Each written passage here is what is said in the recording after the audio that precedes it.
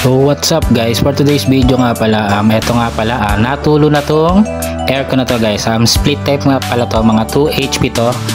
Ayan, natulo na siya. So urgent na to guys, kailangan na to ng preventive maintenance guys.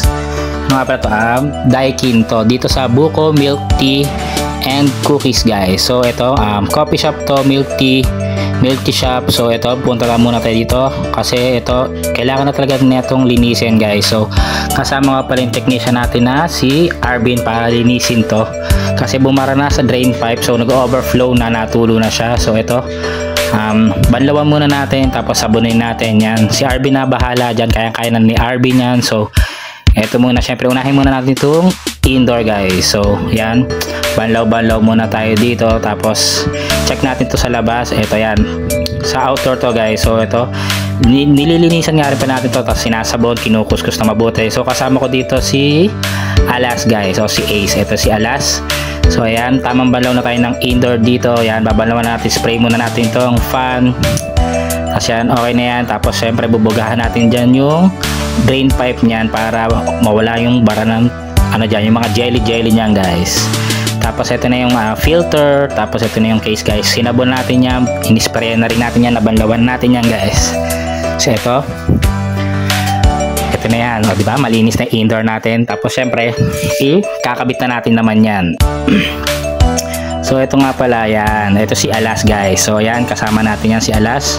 Dito mo tayo sa labas, check natin to labas. Outdoor naman isusunod natin pagkatapos ng indoor. Ibabalik muna natin yung mga binaklas natin dito. Ito yung case. Yan, kaya ni Arvin yan guys. Magaling nga pala nga itong technician natin, aircon technician natin na si Arvin guys. So ayan, tamang punas. Kita nyo naman yung mga galaban, diba? Quality. Tapos ito, dito naman tayo sa outdoor. Para syempre pumasok yung fresh air, kailangan to linisan na rin to. Syempre sinasabon din natin yan, then i-sprayan din natin yan syempre para mawala yung mga alikabok, yung dumi yan. So diba, ganon, quality mga linis dyan guys. So ito, ibabalikan natin to, kakabitan natin, tapos ganon lang kasimple yun guys. I-on na natin yan. So okay na yan guys. Advice ko lang, kahit na 3 to 6 months guys, maintenance natin para hindi siya madaling masira at hindi mawala yung lamig guys, tsaka hindi siya tumutulo, diba? Ayan, okay na ulit siya, malamig na ulit, hindi na natulo yung guys, hindi na nag-overflow. So ito nga pala yung Buko na milk tea and cookies. So available din, may mga kape rin sila dito guys, halo-halo. Try nyo rin, dito lang yan sa Carolina 1 guys. So ito nga pala yung shop nila, ang ganda diba? So Instagrammable yan guys. So sukoy rin yung mga ate ko rito. Try nyo rin dito guys, masarap yung mga cookies, coffee and milk tea nila dito. Salamat guys, thank you for watching. Pa-like and share ng video na to. Thank you, bye bye.